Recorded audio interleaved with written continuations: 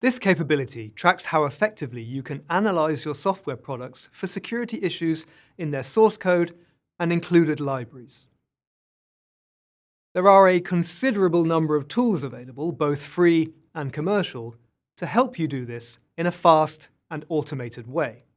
These tools have a few different approaches that put them into the category of static analysis, or SAST tools, interactive analysis, IAST tools, or dynamic analysis, DAST tools.